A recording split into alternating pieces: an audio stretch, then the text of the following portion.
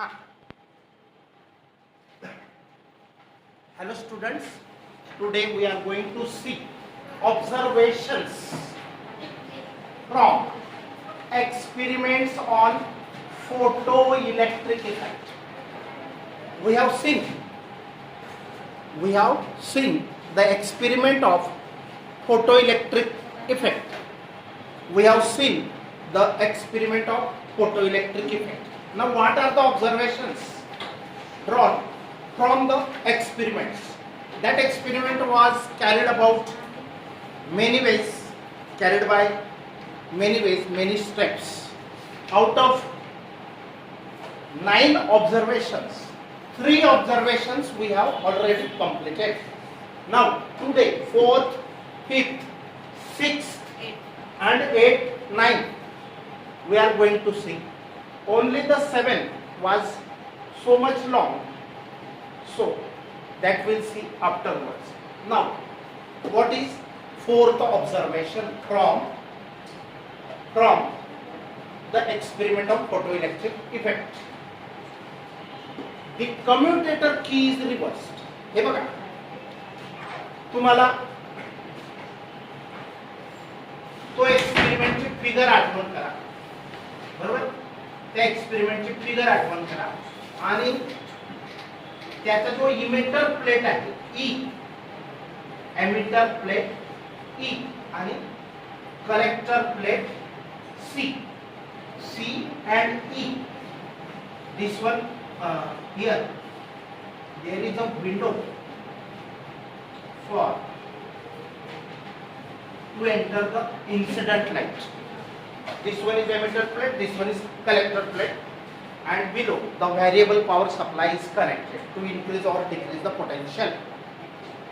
Also there was a commutator key. Commutator key means that can change the potential positive or no. Means what? To change the potential to collector plate, it may be negative or it may be positive. To change this, commutator key is used.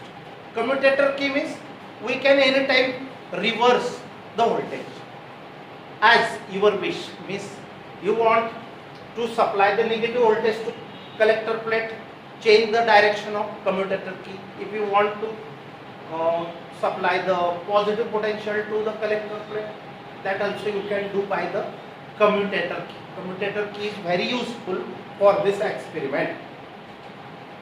The commutator key is reversible. Reversible means change key, and negative potential is applied to the plate C. बघा, electrons इकडे जाणार आहे, बरोबर? आणि C ला आपण कोणतं potential change करून टाकलं? पॉझिटिव्ह. आधी दिलं होतं पहिल्या 3 केसेस मध्ये. काय दिलं होतं आपण? कॅथोड प्लेटला किंवा कलेक्टर प्लेटला आपण पॉझिटिव्ह पोटेन्शियल दिलं होतं. पॉझिटिव्ह पोटेन्शियल दिलं तर काय होतं? Electrons, negatively charged electrons are gets attracted और collected by the collector plate, and suddenly the current forms that can be recorded by the microammeter.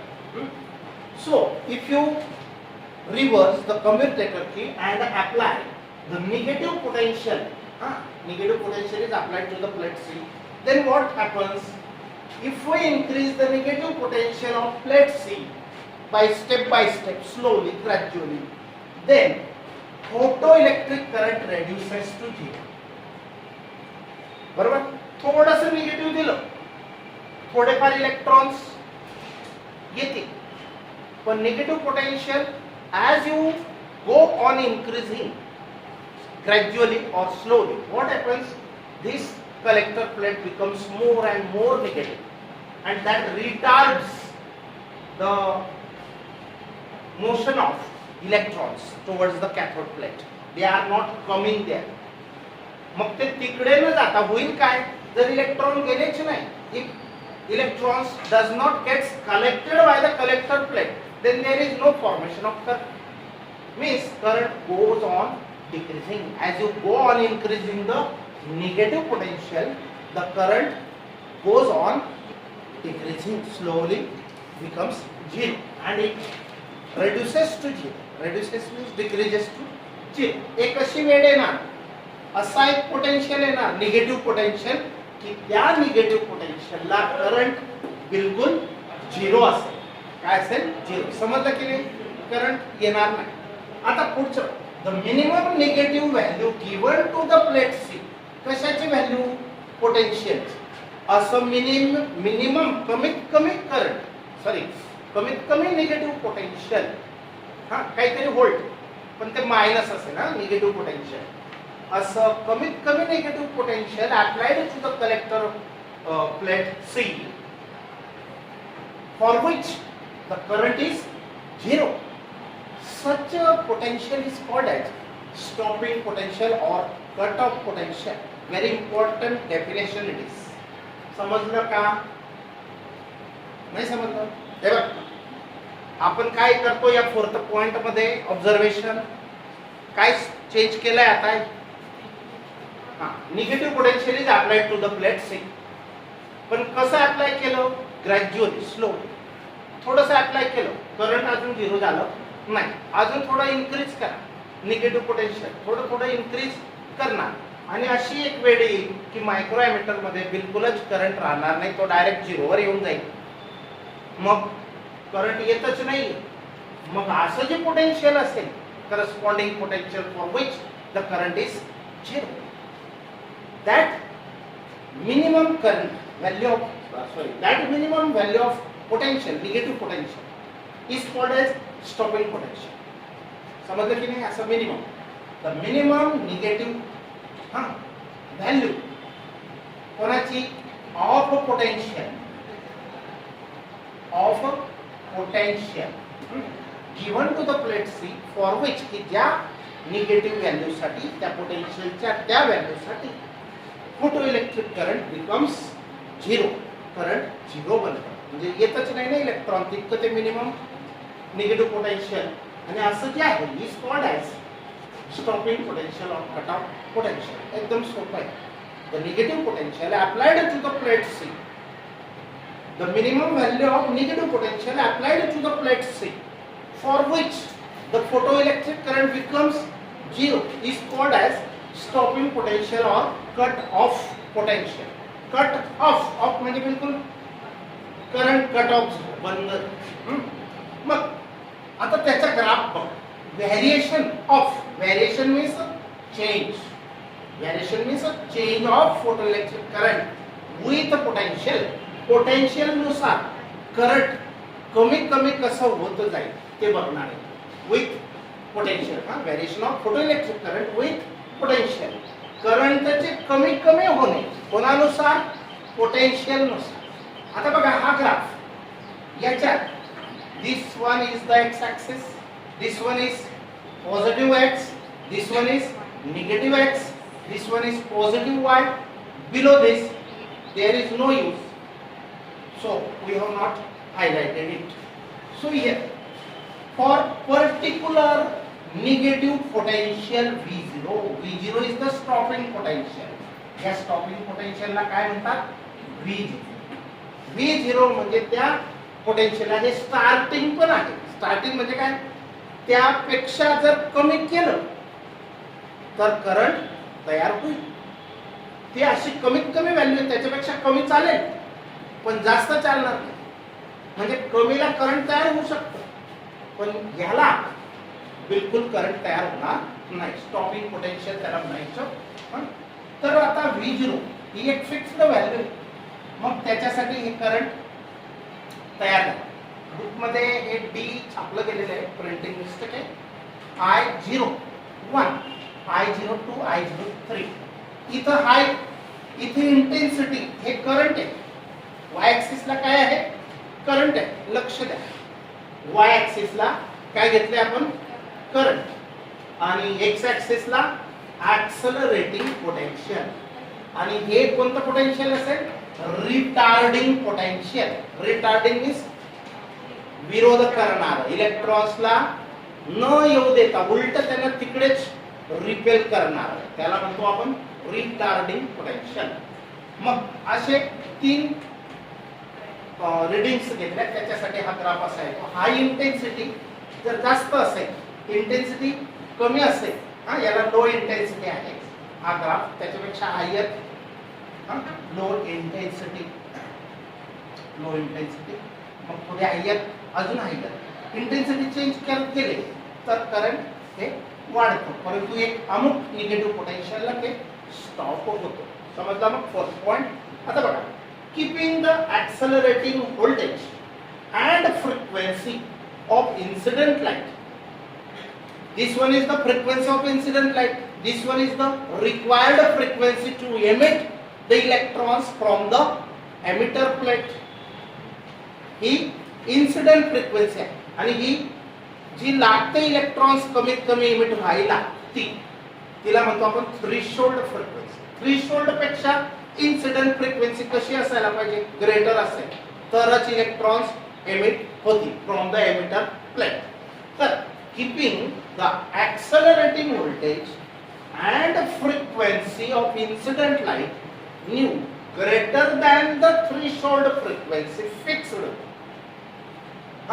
म्हणजे पडत असणारी लाईटची जी फ्रिक्वेन्सी आहे, allowed frequency of incident radiation should be greater than threshold frequency, ती greater ठेवली आणि ऍक्सलरेटिंग voltage आणि frequency याच्यापेक्षा थोडी जास्त करून दिली आणि तेवढीच ठेवली. ह्या दोन गोष्टी फिक्स ठेवली. कोणत्या गोष्टी, फ्रिक्वेन्सी, पण ती कमी नाही ठेवायची, कोणापेक्षा जास्त ठेवायची, थ्रेशोल्ड पेक्षा जास्त ठेवायची, बस फिक्स करून द्यायची, नंतर हात लावायचे आणि चेंज नाही करायचं. तसंच ऍक्सलरेटिंग व्होल्टेज, ह्या दोन गोष्टी फिक्स्ड जर ठेवल्या आणि इफ आणि जर इंटेन्सिटी ऑफ लाईट वाज इन्क्रीज, जर इंटेन्सिटी आपण इन्क्रीज करत गेलो तर the value of saturation current also increases proportionately. आता सॅच्युरेशन करंट कोणाला म्हटलं होतं आपण काल, आठवण करू काय, सॅच्युरेशन करंट कोणाला म्हटलं होतं, फ्रिक्वेन्सी फिक्स करून दिली, पण ती कशी फिक्स केली, greater than threshold frequency of incident radiation. आणि तुम्ही काय वाढवत गेले होते, positive potential of collector plate, positive potential वाढवत गेले, मग इकडचे इलेक्ट्रॉन थोडस पॉझिटिव्ह पोटेन्शियल वाढलं, काही इलेक्ट्रॉन जास्त अट्रॅक्ट होत होते, करंट वाढत होतो, अजून वाढवलं, अजून पॉझिटिव्ह पोटेन्शियल वाढवलं तर काय होईल, ते सगळे इलेक्ट्रॉन जे असतील ऍट अ टाइम इकडे निघतील, तिकडे कॅच. पण इकडे निघण्याच्या रेटच्या पलीकडे जास्त पोटेन्शियल केलं, किती पण ओढलं, पण तितकेच निर्माण होत आहे, बरोबर. ते निर्माण होण्याचा जो रेट आहे, निघण्याचा इमिशनचा rate, rate of emission of electrons from the emitter plate is fixed because we have kept frequency fixed greater than nu zero, no doubt, but it is kept fixed. So for that fixed number of electrons are emitted every time for every second per second, and all the electrons are gets collected by the collector plate. And no further, if you go on increasing positive potential of the collector plate but current remains constant, that current we have called it as a saturation current. काल झाला आहे तो point. तर the value of saturation current also increases. काय, if intensity of incident radiation is increased, the value of saturation current also increases proportionately. असे points येतात MCQ वगैरे, नीट JEE बारीक बारीक गोष्टी विचारतात, ऑप्शन देतील, क्वेश्चन विचारतील, बरोबर. तर प्रपोर्शन मध्ये current, saturation current also increases. लक्षात ठेवा, हे सॅच्युरेशन करंट इन्क्रीजच झालंय, ह्याच्यापेक्षा हे जास्त आहे, याच्यापेक्षा हे जास्त आहे. हे बघा, हे करंट आहे ना, ही कमी व्हॅल्यू, हे जास्त आहे, हे जास्त आहे, सॅच्युरेशन करंट इन्क्रीजेस. तर फॉर एक्झाम्पल बघा, if the intensity was doubled, जर इंटेन्सिटी डबल केली तर the saturation current also gets double, ते पण डबलचं वाढतं. मग आता पुढचा पॉइंट नंबर 6 बघा, कायनेटिक एनर्जी. आता महत्वाचा रोल आहे, इलेक्ट्रॉन्स तर निघतील, frequency if we keep incident if we keep the frequency of incident radiation greater than the threshold frequency, no doubt, then and then electrons can be emitted. मग पण इथून इथपर्यंत पोहोचायला त्यांना काहीतरी गतीज ऊर्जा म्हणजे काय कायनेटिक एनर्जी आवश्यक आहे. ते पोहोचतील तिथून तरच करंट तयार होईल की नाही. जर नाही पोहोचले तर करंट तयार होणार नाही. अजून दुसरी गोष्ट हे त्यांच्यासाठी ऍक्सलरेटिंग व्होल्टेज पॉझिटिव्ह पोटेन्शियल. मग त्यांची कायनेटिक एनर्जी कोणत्या गोष्टीवर अवलंबून आहे डिपेंड आहे. विचार करायचा आहे. विचार करायचा आहे. बघा the maximum kinetic energy of the electrons. Kinetic एनर्जीचा मिनिंग माहिती की नाही. The maximum kinetic energy of electrons depends on the potential V for a given metal. म्हणजे एखादा मेटल जो वापरताय तुम्ही इथं चेंज करू शकतात ना मेटल. या मेटल साठी मॅक्सिमम कायनेटिक एनर्जी, लक्ष द्या बारीक पॉइंट आहे. The maximum kinetic energy of electrons depends on म्हणजे हे किती फास्ट जाणे हे कशावर डिपेंड आहे. Depends on the potential V. त्या प्लेटला किती पोटेन्शियल दिलेला आहे फॉर अ गिवन मेटल. त्या मेटलसाठी used for the emitter plate. Emitter plate साठी किती पोटेन्शियल दिलंय. Not collector here sorry. तर एमिटर प्लेट साठी जे पोटेन्शियल V इलेक्ट्रॉन निघणे आणि त्यांची कायनेटिक एनर्जी ते किती फास्ट जाणे हे कशावर डिपेंड आहे. एमिटर प्लेटला किती पोटेन्शियल दिलेला आहे. समजलं. सोपी गोष्ट. तर potential V kinetic energy of electrons depends on the potential V for a given metal used for the emitter plate and for a given frequency of light. If the material is changed, जर material change केलं एक फ्रिक्वेन्सीवर पण depend आहे आणि पोटेन्शियलवर पण depend आहे of light. If the material change और frequency of light is change, kinetic energy maximum kinetic energy changes. Maximum kinetic energy जी जास्तीत जास्त ते अचीव करू शकतात ती पण चेंज होईल. It did not depend on the intensity of light. आणि ती कायनेटिक एनर्जी ही कोणावर डिपेंड नाहीये. इट म्हणजे कोण kinetic energy did not depend on the intensity of light. इंटेन्सिटीवर डिपेंड नाही. मग कशावर डिपेंड आहे. Potential applied to the emitter plate first. Second, frequency of incident radiation applied. Which is incident on the emitter plate. दोन गोष्टींवर अवलंबून आहे. काय अवलंबून आहे. कायनेटिक एनर्जी ऑफ इलेक्ट्रॉन्स ती मॅक्सिमम. तर बघा इफ फ्रिक्वेन्सी ऑफ लाईट म्हणजे जो सोडलेला लाईट आहे त्याची फ्रिक्वेन्सी ही अप्लाइड लाईटची फ्रिक्वेन्सी ही ग्रेटर दॅन त्या मेटलला जी लागते निघण्यासाठी इतका फ्रिक्वेन्सीचा लाईट पडेल तरच इलेक्ट्रॉन निघतील, नाही तर निघणार नाही. याला म्हणतात थ्रेशोल्ड फ्रिक्वेन्सी. तर कायनेटिक एनर्जी मॅक्सिमम वाज always the same for a given frequency of radiation. मग कायनेटिक एनर्जी मॅक्सिमम ही सेम असते कोणासाठी for a given frequency of radiation. आता एक पॉइंट बघा. तर photoelectric current depended on the intensity. Photo electric current वाढतं इंटेन्सिटीनुसार. आपण दुसरा पॉइंट पाहिला होता बघा. इंटेन्सिटी वाढवत गेले तर इलेक्ट्रिक करंट पण वाढतं. Photo electric current also the photo electric current depended on the intensity but not on the frequency of incident radiation. As long as जोपर्यंत the frequency of incident radiation was larger than the threshold frequency. Threshold frequency पेक्षा जास्त फ्रिक्वेन्सीचा light पडेल तर depend आहे फ्रिक्वेन्सीवर जोपर्यंत. पण तर as long as the frequency of incident radiation was larger than the threshold frequency mu0 and the potential of anode was higher than that of cathode. anode चं potential हे cathode पेक्षा जास्त पाहिजे. बरोबर. anode म्हणजे जो पॉझिटिव्ह पोटेन्शियल ज्याला लावणार तो anode, ज्याला निगेटिव्ह लावणार तो कॅथोड. बरोबर. आणि म्हणून यांना एनोड कॅथोड सेपरेशन काही दिलं नाही. तर बघा the emission of photo electron is an instantaneous process. Instantaneous प्रोसेसचा अर्थ काय होतो.